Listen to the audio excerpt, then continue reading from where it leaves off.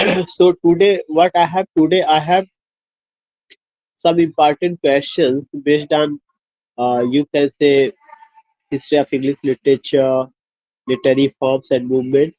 तो कल हमने 13 क्वेश्चंस डिस्कस किया था। आज उसके आगे के क्वेश्चंस को मैं कवर कर रहा हूँ। वही शीट है लेकिन क्वेश्चन नंबर आपका नेक्स्ट है, जिसमें क्वेश्चन नंबर 14 है।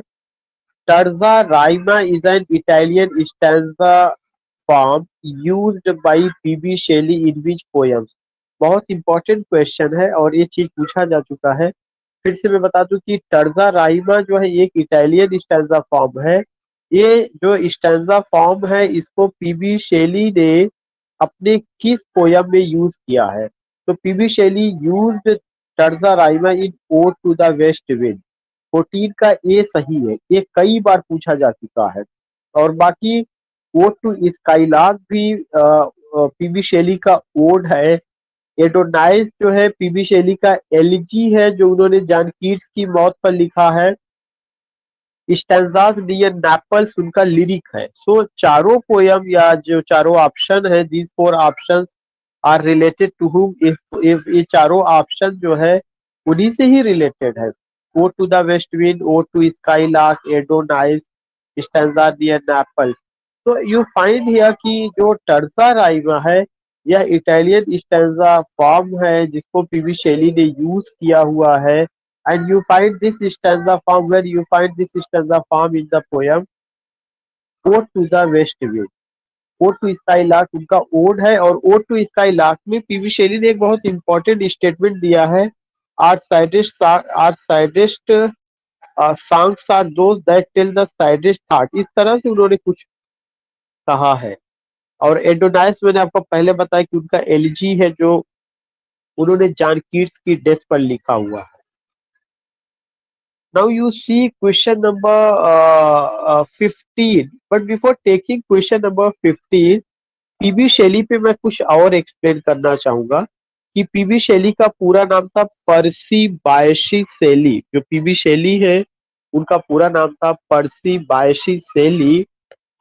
दूसरा इंपॉर्टेंट चीज ये है कि जो पीबी शैली है वो एक रिवोल्यूशनरी पोएट थे रोमांटिक एज के। PB Shelley was a revolutionary poet of romantic age. तीसरा इंपॉर्टेंट पॉइंट ये है कि पीबी शेली का जो मैरिज हुआ था वो मेरी गॉडविन के साथ हुआ था और मेरी Godwin was the daughter of William Godwin जिन्होंने पॉलिटिकल जस्टिस नाम का एक किताब लिखा था। इसके अलावा जो है अगर आप देखेंगे तो जो आपके पीबी शैली है, जो मेरी शैली है, जो आपके विलियम गॉडविन है, इसके अलावा शैली का एक और भी है कि he has written an elegy on the death of John Keats. Yesterday I told you कि जॉन कीट्स उनके कंटेम्परेरी थे। जॉन कीट्स पहले मरते हैं, फिर उनकी मौत के 1 या 2 साल बाद जो है पीबी शैली का भी इंतकाल हो जाता है। और जो पीबी शैली है वो रिवोल्यूशनरी पोएम, उनका एक थॉट रिवोल्यूशनरी थॉट था। उन्होंने एक पैम्फलेट लिखा था नेसेसिटी ऑफ एथीज्म कि क्या जरूरत है नास्तिकवाद की, आदमी को क्यों नास्तिक होना चाहिए या नास्तिकवाद का क्या इम्पोर्टेंस है या क्यों आदमी को नास्तिक होना चाहिए, इसको लेकर के उन्होंने लिखा था necessity of atheism. So I just want to tell you कि जब भी आप पीवी शैली को अपने माइंड में रखिए तो ये सब चीजें जनरल पॉइंट्स है जो ध्यान में रखना है। और पीवी शैली was the best lyricist of English literature. ऐसा नहीं कि ऐसा नहीं है कि वह जो है only he was the best lyricist of romantic as, he was the best lyricist of English literature. English literature के वो सबसे बड़े लिरिसिस्ट रहे हैं। काफी उनका अपना एक इम्पोर्टेंस रहा है अलजी 6 BC। दूसरा इम्पोर्टेंट पॉइंट ये है कि जब आप पीवी शैली की बात करते हैं तो पीवी शैली ने ode to the west wind में एक लाइन कहा है, if winter comes shall spring be far behind. एक उनका बहुत इंपॉर्टेंट कोटेशन है जो उन्होंने ode to the west wind में कहा। Ode to the west wind में जो है टर्जा राइमा में लिखा गया है। टर्जा राइमा का मतलब थ्री लाइन्स स्टैंजा होता है और ये इटालियन स्टैंजा वर्ड फॉर्म है। टर्जा राइमा का यूज जो है डिवाइन कॉमेडी में भी किया गया है। किसके द्वारा किया गया है? दांते के द्वारा किया गया। तो क्वेश्चन नंबर 14 को लेके इतनी बात करनी थी जो मैंने एक्सप्लेन किया। क्वेश्चन नंबर 15 है, ottava rima is the stanza of. Ottava rima कितने लाइन का स्टैंजा? 8 लाइन का स्टैंजा होता है। अट्वा राइमा जो स्टैंजा है दैट इज 8 लाइन का, 8 लाइन का होगा। तो 15 का ए, जो 15 है ए, अट्वा राइमा 8 लाइन का। 6 लाइन के स्टैंजा को सेस्टेट कहा जाता है। 7 लाइन का जो स्टैंजा है वो चौसरियन स्टैंजा या राइम रॉयल कहा गया है। 9 लाइन का स्टैंजा जो है वो स्पेंसरियन स्टैंजा रहा है। क्वेश्चन नंबर 16 बहुत इंपॉर्टेंट है। Others abide our questions thou art see was said by who and to whom। was said by whom and to whom। देखिए दो क्वेश्चन मैंने बना दिया है। अदर्स अबाइड आर क्वेश्चंस, जब मैं कोशिश करता हूँ आपके बारे में जानने के लिए तो लोग जो है हमारे क्वेश्चन को एबाइड कर देते, किनारे लगा देते हैं, वे जवाब नहीं देते हैं। दाउ आर्ट फ्री, और मुझे पता है कि जो आपकी आर्ट है वह फ्री है, वो किसी बंधन में नहीं रह सकती है। वॉज सेड बाई हूम, किसके द्वारा कहा गया है?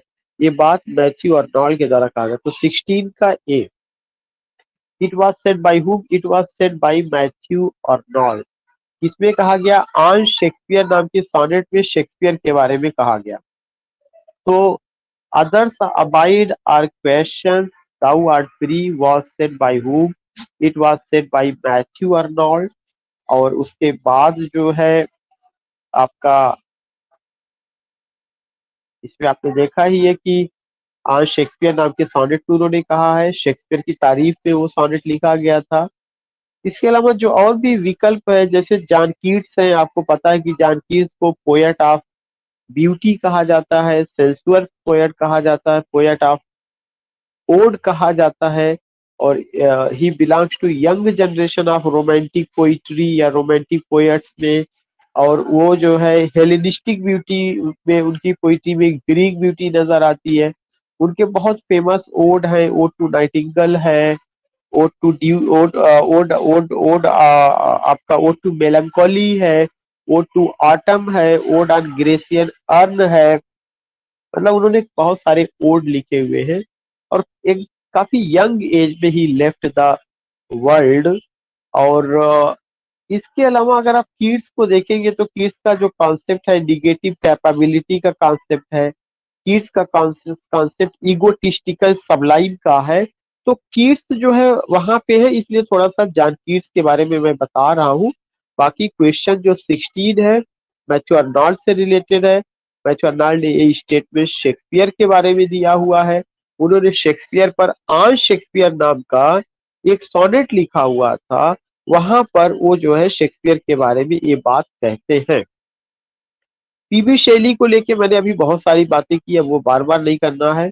वर्ड्सवर्थ जब ऑप्शन में दिए गए हैं तो वर्ड्सवर्थ को जो है वर्शिपर ऑफ नेचर कहा जाता है। वर्ड्सवर्थ जो है रोमांटिक एज के लीडिंग पोएट, सबसे बड़े पोएट में शुमार किए जाते हैं। उनकी पोइट्री में मैन नेचर रिलेशनशिप है। नेचर उनके लिए गाइड है, गार्जियन है, केयर टेकर है, लाइक अ नर्स है। नेचर उनके लिए फाउंटेन हेड ऑफ पीस, काम, बाम एंड ट्रैंक्विलिटी है। उन्होंने द प्रिल्यूड पोयम लिखा जो उनका ऑटोबायोग्राफिकल एपिक के नाम से जाना जाता है। इसके अलावा वर्ड्सवर्थ में पैंथिज्म है, मिस्टिसिज्म है। वर्ड्सवर्थ की पोइट्री में एक्सटर्नल जो ब्यूटी है नेचर का वो है, इंटरनल या फिलोसफिकल थॉट भी नेचर को लेकर के उनका है। वर्ड्सवर्थ का एक कोटेशन है कि poetry is the image of man and nature. Wordsworth का ये भी कोटेशन है कि poetry is the spontaneous overflow of powerful feelings, it takes its origin from emotions recollected in tranquillity. Wordsworth ने कॉलेज के साथ मिलकर के लिरिकल बैलाड में जो है 19 पोएम्स का कंट्रीब्यूशन दिया। तो ये सब इम्पोर्टेंट पॉइंट्स है जो चाहे हम हो चाहे आप हो, we all have to remember. मतलब हम लोगों को ये चीजें लर्न करना चाहिए या पता होना चाहिए कि हाँ ये बहुत ही सिग्निफिकेंट पॉइंट है। Anyhow we all have to do this thing. So I just want to say कि ये सब है जो क्वेश्चन तो है, लेकिन उस ऑप्शन को भी हमें ध्यान में रखना चाहिए। क्वेश्चन नंबर 17 बहुत जनरल क्वेश्चन, बहुत इंपॉर्टेंट है। Milton thou should be living at this hour was said by whom. Milton तुम्हें इस समय जीवित होना चाहिए था, यह स्टेटमेंट किसका है? यह स्टेटमेंट वर्ड्सवर्थ का है। उन्होंने एक सोनेट लिखा था, मिल्टन आर लंदन 1802। तो मिल्टन आर लंदन 1802 के नाम से उन्होंने एक सोनेट लिखा था। और यह स्टेटमेंट किसका है? यह स्टेटमेंट वर्ड्सवर्थ का। Milton thou should be living at this hour। बाकी शेली किड्स जो ऑप्शन वो मैं बता चुका हूँ। सर फिलिप सिडनी आए हुए हैं इसमें ऑप्शन में। सर फिलिप सिडनी जो है वो एलिजाबेथन एज के पोएट्स थे। Sir Philip Sidney was a statesman. उनकी एलिजाबेथ के का जो कोर्ट है बहुत उसमें उनका सम्मान था। इवन एलिजाबेथ के कोर्ट में आप कह सकते हैं कि एडमंड स्पेंसर को इंट्रोड्यूस इन्होंने ही कराया था। जो एडमंड स्पेंसर को जितना सम्मान मिला एलिजाबेथ के दरबार में, वो केवल और केवल इन्हीं की वजह से मिला हुआ था। इन्होंने क्या किया, एस्ट्रोफिल एंड स्टेला नाम का सोनेट लिखा, जो कल मैंने डिस्कस किया था, जो कलेक्शन ऑफ सोनेट है। एस्ट्रोफिल सर फिलिप सिडनी का नाम है, स्टेला उनकी बिलव्ड का नाम है। इसके अलावा अगर आप देखेंगे कि जो सर फिलिप सिडनी है, अ, एक ग्रेट शख्सियत स्टेटमेंट्स के रूप में भी रहे हैं। इनका एक प्रोज रोमांस था आर्केडिया नाम से। तो इनके दो वर्क आर्केडिया और Astrophel and Stella we have to remember. Question number 18 है, pre Raphaelite poetry and Oxford or Tractarian movement came in which age. जो प्री राफेलिट पोइट्री है और जो ऑक्सफोर्ड या ट्रैक्टेरियन मूवमेंट है, ये किस एज पे आया है? ये दोनों विक्टोरियन एज में आया हुआ है।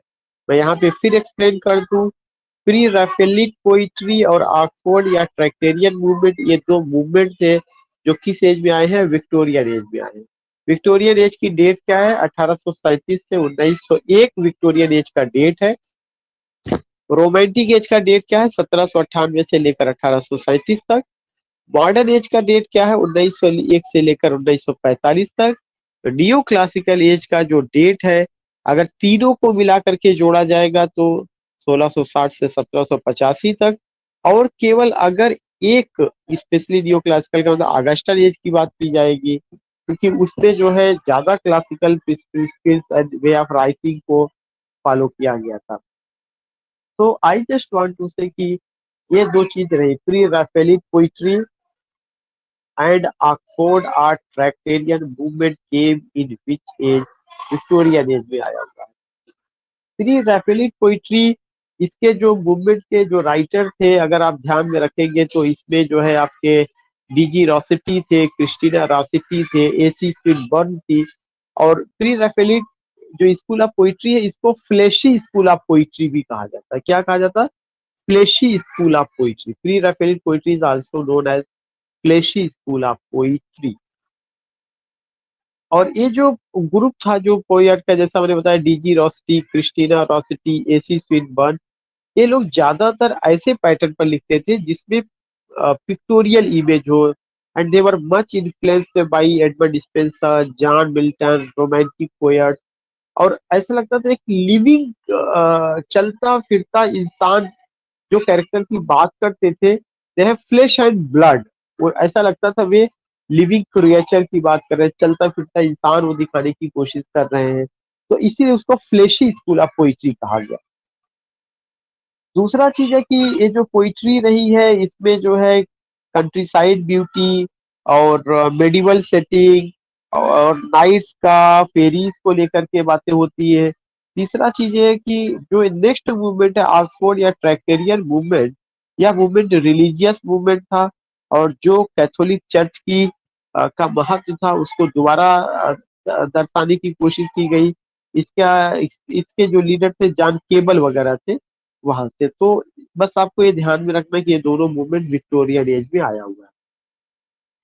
Venus and Adonis and Rape of Lucrece were written by, ये दो लॉन्ग नैरेटिव पोएम्स है। किसने लिखा? विलियम शेक्सपियर ने लिखा। 19 का A, Venus and Adonis and Rape of Lucrece, these are the two long narrative poems of William Shakespeare.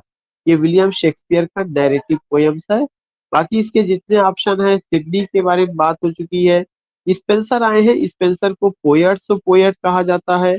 Spencer ने फेरी queen नाम का एक तरह से कहा जाए एपिक लिखा। स्पेंसर ने जो है शेफर्स कैलेंडर पोयम लिखा, एस्ट्रोफेल नाम का एलिजी लिखा, उन्होंने एपीथैलेबियन लिखा, उन्होंने प्रोथैलेबियन लिखा, और उन्होंने एमोरिटी लिखा। तो स्पेंसर एक बड़ा नाम है और इनको पोएट्स पोएट का पद भी दिया गया था। बाकी एक और ऑप्शन है जो डिस्कस करना चाहिए, पेट्रार्च। पेट्रार्च को फादर ऑफ सॉनेट कहा जाता है। वो इटली के थे, he was an Italian poet, और इस वजह से आप देखेंगे कि पेट्रार्च का भी एक बहुत महत्व है। Venus and Adonis, Rape of Lucrece and Petrarch, this things you see. तो Venus and Adonis and Rape of Lucrece, ये जो आपका क्या है, ये आपका जो है लॉन्ग नैरेटिव पोएम्स है। Hero and Leander is the poem of, Hero and Leander ये किसका पोयम है? 20 का एक क्रिस्टोफर मार्लो का पोयम है। यहाँ ऑप्शन आप ऐसा ना समझिएगा कि उसमें दैट इज 20 का ये आपका Hero and Leander is a long narrative poem of whom, it's a long narrative poem of Christopher Marlowe का। तो और क्रिस्टोफर मार्लो को यहाँ पे मैं एक्सप्लेन करना चाहूंगा। क्रिस्टोफर मार्लो यूनिवर्सिटी वीट्स के लीडिंग ड्रामेटिस्ट थे। इनके कुछ ड्रामा है जैसे जीव ऑफ माल्टा है, डॉक्टर फॉस्टस है, टैम्बरलेन है, और पहला हिस्टोरिकल प्ले इन्होंने इनके द्वारा ही लिखा गया जो एडवर्ड सेकेंड करके है। और इन्होंने ब्लैंक वर्स का यूज किया, और इनके द्वारा जो ब्लैंक वर्स यूज किया गया उसको बेन जॉनसन ने माइटी लाइंस कहा। कौन सी लाइंस कहा? Mighty lines. So you find या यू सी हियर कि दीज आर द पॉइंट्स जो हमें ध्यान में रखना चाहिए इस आदमी से जुड़ा हुआ। और जो ये जिस ग्रुप से जुड़े थे university wits, that was a group of 7 scholars. They studied from Oxford and Cambridge university, this is why that group was known as university wits. और उनमें जॉन लाइली थे, थॉमस नैश थे, जॉर्ज पील रहे हैं, और भी ऐसे ऐसे लोग थे। जहां तक बात है बेन जॉनसन की, कल मैंने एक्सप्लेन किया था कि बेन जॉनसन जैकोबियन एज से बिलोंग करते हैं। Father of comedy of humour इनको कहा जाता है। इन्होंने क्लासिकल कॉमेडी को रिवाइव किया। इनका प्ले है every man in his humour, इनका एक और प्ले है वालपोन, इनका एक और प्ले है एल्केमिस्ट, इनका और सिजेनस और कैटिलीन नाम का इनका ट्रेजिडी भी है। सिजेनस एंड कैटिलीन इनका ट्रेजिडी है। ये फर्स्ट लाउरिएट पोएट थे, पहले लाउरिएट पोएट थे, and contemporary of William Shakespeare थे। तो these are the significant points और आप देखते हैं। जहां तक बात है अलेक्जेंडर पोप की, तो जो अलेक्जेंडर पोप हैं वो आपके नियो क्लासिकल एज से बिलोंग करते हैं। पोप का जो एज है उसको एज ऑफ ऑगस्टन एज कहा जाता है, जो उसका टाइमिंग है 1700 से 1745। और जो पोप का समय था वो हीरोइक कपलेट के अलावा जो है sentimental comedy, anti sentimental comedy, pre romantic poetry, और प्रोज में आप कह सकते हैं पीरियोडिकल एसेज के लिए इंपॉर्टेंस रहा है। पोइट्री में ज्यादातर ह्यूमन नेचर आपको देखने को मिलेगा, हीरोइक कपलेट देखने को मिलेगा, सेजरा आपको देखने को मिलेगा। मैंने सब कुछ आर्टिफिशियल काफी हद तक हो चुकी है। पोइट्री जो है करेक्टनेस की बात की गई है, पॉलिश्ड फॉर्म का यूज किया जा रहा था। This things you see. Now question number 21 है, left wing poet, trench poetry and apocalyptic poems emerged in which age? Left wing poet, trench poetry, और जो एपोकैलिप्टिक पोएम्स है ये किस एज में आई है? तो these poem came in modern age, 21 का age. Left wing poetry, trench poetry और एपोकैलिप्टिक पोइट्री ये टाइप्स ऑफ पोएम है जो किस एज में लिखी गई है? मॉडर्न एज में लिखी गई। नाउ यू सी कि 22 who is known as last romantic poets, बहुत इंपॉर्टेंट क्वेश्चन है, कई बार पूछा जा चुका है। डब्ल्यू बी येट्स को लास्ट रोमांटिक पोएट्स कहा जाता है। क्यों कहा जाता है? उन्होंने एक पोयम लिखा, the Lake I love Innisfree, and I believe कि most of the people have read. It's a lyric, ये आपका 12 लाइन का पोयम है। इट्स अ लिरिक, और उन्होंने जो शहरी जिंदगी है उसको छोड़ करके प्रकृति की वादियों में, या आप कह सकते हैं कि जो खूबसूरत प्लेस है, नेचर जो नेचुरल वर्ल्ड है, he wants to be the part of that place, and he wants to enjoy the beauty of nature and natural objects, and to express his emotion, yet to share his experience with the reader. He has written a well-known lyric, that is the Lake I Love Innisfree, in which he say, I will arise and go now, I will arise and go now, a small cabin build there, and how the morning will be, how the Dopaharia will be, means noon will be, that will be like that will just like the purple. The evening will be like linnet's wing, and the night will be the starry night.